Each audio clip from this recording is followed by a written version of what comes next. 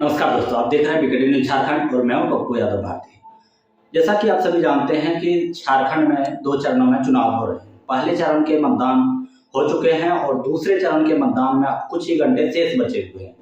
20 तारीख को दूसरे चरण के मतदान होने हैं और अंतिम चरण के मतदान को लेकर के सभी पार्टियां, जितने भी राजनीतिक दल हैं झारखंड में जो चुनाव लड़ रही है, वो तमाम पार्टियां अपनी ताकत झोंक दी है।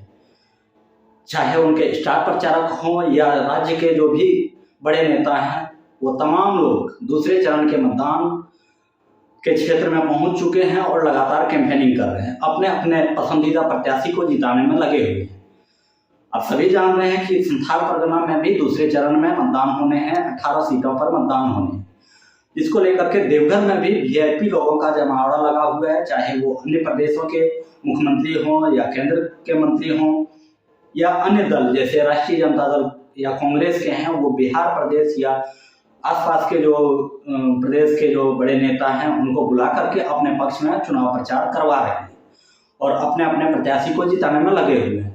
आज हम बात करने वाले हैं जरमुंडी विधानसभा की, जो विधानसभा क्षेत्र में सीधा टक्कर कांग्रेस और भाजपा में है। एनडीए और इंडिया गठबंधन की ओर से दोनों ने अपने राष्ट्रीय पार्टी के उम्मीदवार को उतारा है। भारतीय जनता पार्टी जो एनडीए समर्थित प्रत्याशी हैं, उन्होंने देवेंद्र कुमार को चुनावी मैदान में उतारा है। वहीं कांग्रेस इंडिया गठबंधन की ओर से कांग्रेस के खाते में यह सीट गई है और वहां से पूर्व मंत्री बादल पत्रलेख को चुनावी मैदान में उतारा है। तो इन दोनों के बीच काफी दिलचस्प मुकाबला है, लेकिन सबसे बड़ी बात है कि यहाँ पर कुल 17 प्रत्याशी चुनावी मैदान में है और जिसमें से मजबूत दावेदारी पेश कर रहे हैं एक निर्दलीय प्रत्याशी धीरज कुमार लोगों के बीच जा रहे हैं और अपनी मजबूत दावेदारी को पेश कर रहे हैं। आज इन्होंने एक विशाल जनसभा को संबोधित किया, रैली को निकाला और सबसे बड़ी बात यह है कि जहां एक और राष्ट्रीय पार्टियां अपने समर्थक को, अपने बड़े बड़े नेताओं को चुनावी मैदान में उतार रहे हैं, वहीं ये भी अपनी पहुंच, अपनी पकड़ जहां तक है वहां तक ये भी लगातार प्रयास कर रहे हैं। और छतरपुर विधानसभा के पूर्व विधायक और पलामू के पूर्व सांसद जो कि कर्पूरी ठाकुर जी के मुख्यमंत्री काल में मंत्री रहे, उनके पुत्र राकेश पासवान जो जन क्रांति मोर्चा के केंद्रीय अध्यक्ष हैं, वो भी धीरज कुमार के प्रचार के लिए पहुंचे थे। तो उनसे हम आज बात करेंगे और जानेंगे कि धीरज कुमार के पक्ष में आप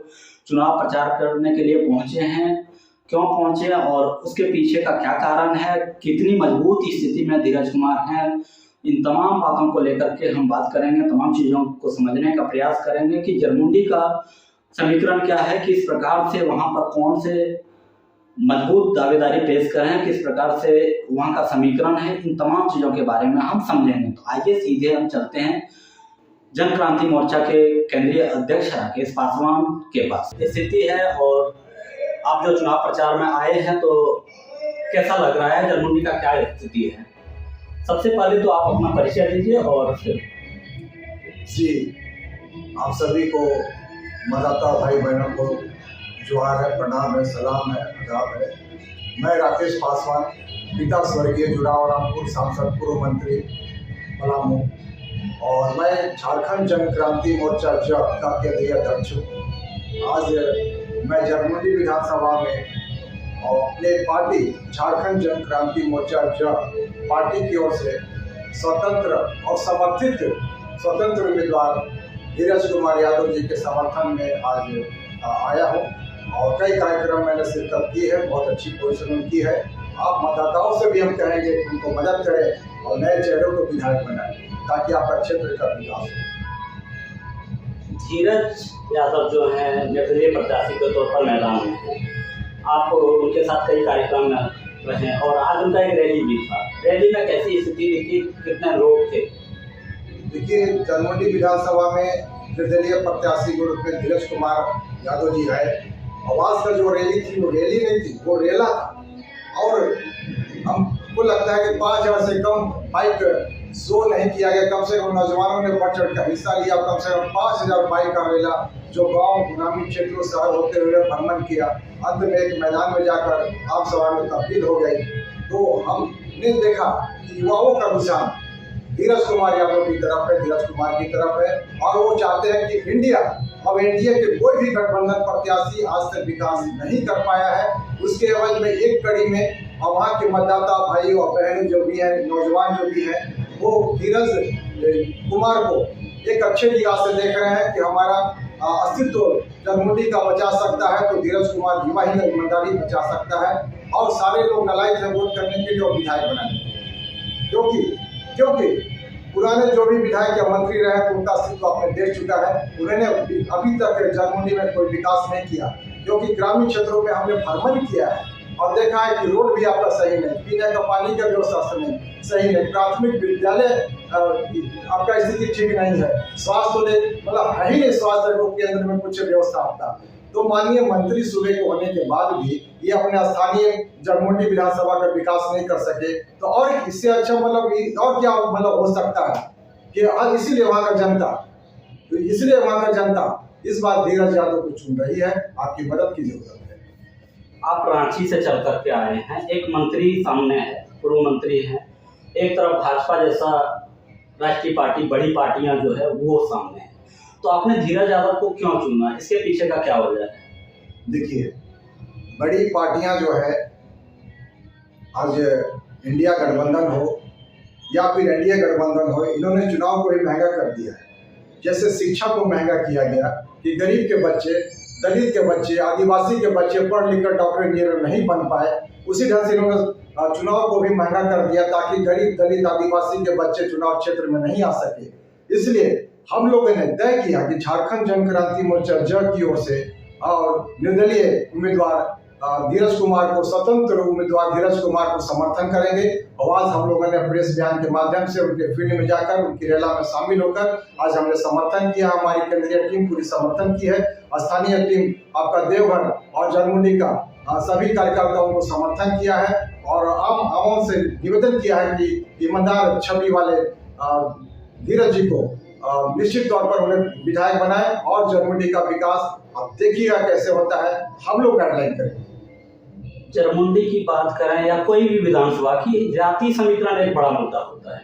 तो धीरज कुमार जो है वो यादव जाति से हैं, आप लोग पासवान समाज से आ रहे हैं, तो किस प्रकार से समर्थन मिल रहा है? और यादव में 4 उम्मीदवार हैं, तो किसको कितना समर्थन मिलेगा, इसको लेकर के आपका क्या विचार है?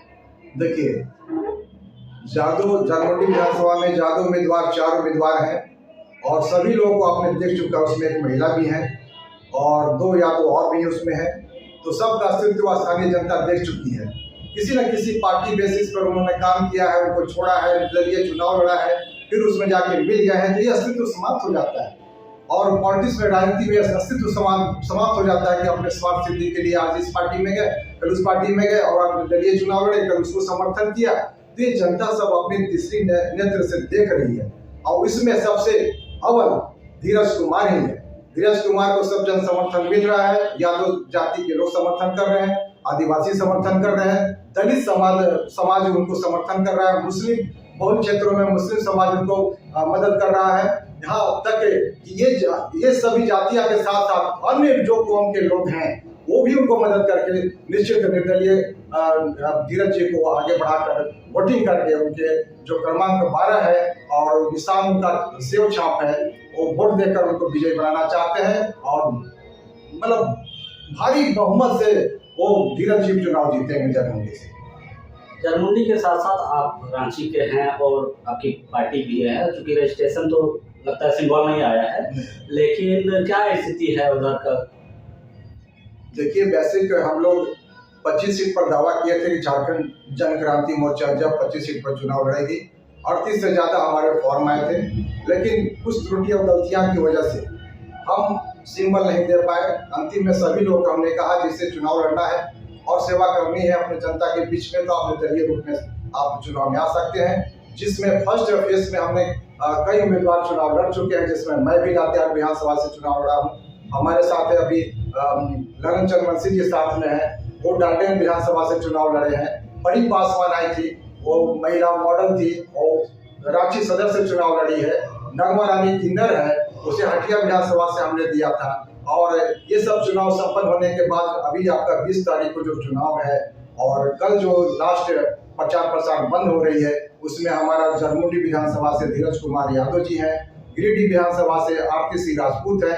तो हम लोग पब्लिक के बीच में जाकर इनके लिए वोट मांग रहे हैं, हाथ जोड़कर सभी जनता से निवेदन कर रहे हैं कि वो जिताएं और निर्दलीय को जिताएं, न इंडिया को जिताएं न एनडीए को जिताएं, क्योंकि सारा आम जनता जो है इनों से भुक्तभोगी हो गई है। और नए उम्मीदवार को दीजिए, नए चेहरे को दीजिए ताकि आपका विकास हो सके। आप अपने पिताजी के रास्ते पर चल रहे हैं। हमने देखा है कई जगह कि आपके पिताजी जो पूर्व मंत्री भी रहे हैं, सांसद भी रहे हैं, वो अपने बैलगाड़ी को बेच करके चुनाव लड़े। आप भी उसी तरह से किए, क्या संदेश देना चाहेंगे? जी देखिए, 1977 की बात है, हम लोग बहुत छोटे बच्चे थे, हाफ पैंट पहन के घुमा करते थे। उस समय मेरे पिताजी सोशलिस्ट पार्टी से अपने 2 बैल था उनका, जो खेती हुआ करता था, और वही 2 बैल उनके घर में था। तो अंतिम में उस समय कर्पूरी ठाकुर जी लोग विधानसभा आपका बिहार में मुख्यमंत्री बने थे, उसी क्रम में जेपी आंदोलन में साथ रहे थे। तो उन्होंने अपना 2 जोड़ा बैल हीरा मोती को बेचकर नॉमिनेशन किया था, और ऊपर वाले की मेहरबानी, जनता की मेहरबानी से वो चुनाव जीते थे और बिहार सरकार में कारा एक्साइज यानी मंत्री बने थे वो। और उसके बाद 1989-90 में वो सांसद, पलामू से सांसद बने, और इसी क्रम में उनके बताए हुए मार्ग पे, रास्ते पे मैं भी ईमानदारी पूर्वक चल रहा हूँ। कंफर्ट जोन, अनकंफर्ट जोन में तो फर्क पड़ता ही है। जितना आप संघर्ष करेंगे, हमने पिताजी से सीखा है, हमें आराम नहीं चाहिए, मुझे अनकंफर्ट जोन चाहिए। मैं संघर्ष करता हूँ, संघर्ष करके यहाँ तक आया, और लातेहार विधानसभा क्षेत्र में हमने अपनी स्कूटी को बेचकर और नॉमिनेशन किया है। वो सारा स्टेटमेंट और जनता, वहाँ के सभी झारखंड के लोग जान गए कि ये पिताजी के माध्यम से ही सीखे हैं। और हमारे पास पैसा नहीं था, क्योंकि चुनाव इतनी महंगी कर दिया है केंद्र सरकार ने और राज्य सरकार ने और निर्वाचन आयोग ने। ये गरीब, हमने कहा पूर्व में कि एक दलित आदिवासी के पास पैसे नहीं है शिक्षा के लिए, पैसे नहीं है चुनाव के लिए, तो चुनाव में क्षेत्र में कहाँ से आ सकते हैं। आज चुनाव दो भाग में बढ़ चुका है, एक कार्यकर्ताओं का अलग और एक चुनाव लड़ने वालों का अलग। तो जो पहले कार्यकर्ता कम पैसा में चुनाव लड़ते थे, अब वो सिर्फ कार्यकर्ता रह गए हैं, चुनाव नहीं लड़ सकते हैं क्योंकि चुनाव महंगा हो गया है। ये आपने बिल्कुल सुना अभी कि किस प्रकार से ये पूर्व सांसद जी के बेटे हैं और उसी के रास्ते पर, उसी के दिखाए हुए रास्ते पर चल रहे हैं, और जरमुंडी में धीरज कुमार के समर्थन में चुनाव प्रचार के लिए आए हुए हैं और लगातार क्षेत्र में मेहनत कर रहे हैं। तो अंत में हम आपसे एक सवाल जानना चाहेंगे कि पासवान समाज का किस प्रकार का रिस्पॉन्स वहाँ पर मिल रहा है जरमुंडी? देखिए, मैं जरमुंडी विधानसभा से आज 4था दिन हो गया कैंपेन किया, और मैं रात 2 बजे तक, रात्रि तक मैं गांव सभी गांव में भ्रमण किया। पासवान समाज जितने भी हमसे मिले, हम उनके घर पर दस्तक दिए, उन्होंने चाय पानी के साथ साथ अनुशासन दिया, और एक मूवमेंट बन गया कि हम लोग, आप पासवान हैं, हाँ, और पूर्व सांसद के पुत्र हैं, वो समाजवादी विचारधारा के थे, बहुत ईमानदार थे, आप उसी लक्ष्य पर चल रहे हैं, है ना। तो मैं जितने भी पासवान जाति के लोग हैं, उनका जन समर्थन धीरज कुमार यादव को मिल रहा है, और कहीं से संशय नहीं है। और हमको लगता है कि जितने भी यहाँ पर जनसंख्या समाज का है, पासवान समाज का है, वो वोट जबरदस्त करेंगे, कहीं से उनकी वोट भटकने वाली नहीं है। और सुन रहे थे जन क्रांति मोर्चा के केंद्रीय अध्यक्ष राकेश पासवान, जो जोरावर राम के बेटे हैं, जो पूर्व सांसद और पूर्व मंत्री के बेटे हैं, और उसी के नक्शे कदम पर ये भी चल रहे हैं। और इनका साफ कहना है कि हम लोग पिछड़े दलित अल्पसंख्यक समुदाय को, जो गरीब तबके के लोग हैं, उन लोगों के लिए हम लोग लगातार मेहनत करते हैं। जो हमारे पूर्वज, हमारे पिता, खास करके हमारे पिता जो हैं, वो इन लोगों को ऊपर उठाने के लिए काम करते थे। तो उन्हीं नक्शे कदम पर हम भी चल रहे हैं, और धीरज कुमार का समर्थन करने के पीछे मेरा वही कारण है कि एक गरीब तबके के लोग, गरीब घर के लोग, बच्चे किस प्रकार से राजनीतिक में आए और वो जनता की सेवा कर सके। तो यही मुद्दा को लेकर के हम यहाँ आए और इसका समर्थन किए, और लोगों का भी समर्थन मिल रहा है, हमारे समाज का भी समर्थन मिल रहा है। तमाम छोटी बड़ी खबरें के लिए और रोचक जानकारी के लिए आप देखते रहें बीकेडी न्यूज झारखंड को। और अभी तक आपने हमारे चैनल को सब्सक्राइब नहीं किया तो प्लीज चैनल को सब्सक्राइब कर दें, और फेसबुक पेज पर भी बीकेडी न्यूज झारखंड के पेज को भी फॉलो कर दें, जिससे कि आपको झारखंड की तमाम छोटी बड़ी खबरें जो है वो मिलते हैं।